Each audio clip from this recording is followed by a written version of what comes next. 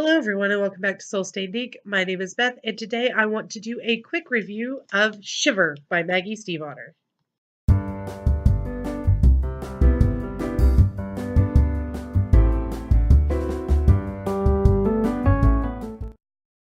So, Shiver was published in 2009 by Scholastic, and it is the first in the Wolves of Mercy Falls trilogy. There is a fourth book that came out that is a standalone but follows the same characters.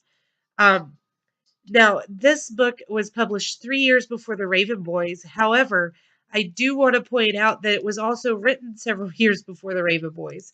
While Maggie has been known to say that she started The Raven Boys in college, the Wolves of Mercy Falls trilogy she's been working on since early high school, I believe is what she said.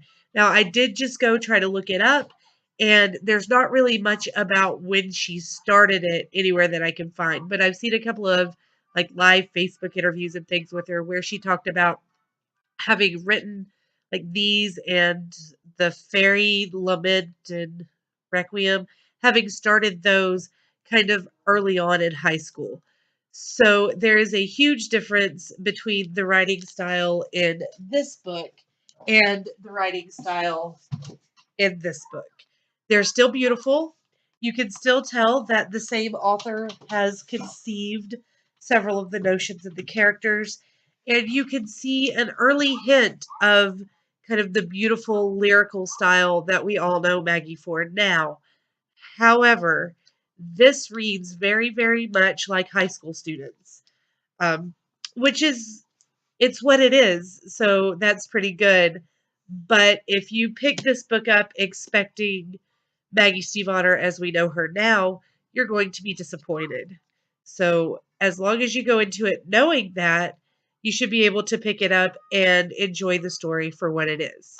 Now that that little PSA is out of the way, let's go ahead and talk about the story itself. This follows Grace, a 17-year-old high school student, and Sam, an 18-year-old not a high school student.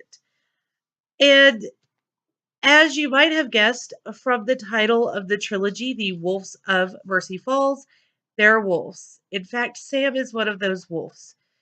And so when Grace was little, at the beginning of the book, we find out that she had been dragged off of her tire swing and bitten, but she never turned into a werewolf.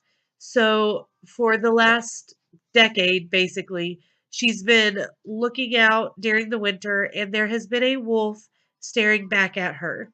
And then she meets Sam, who has the eyes of the wolf that she has been watching, and they fall in love. But this does not feel like an insta love thing. There is a little bit of the insta love feel, but they already know each other fairly well from years of mutual obsession staring at each other.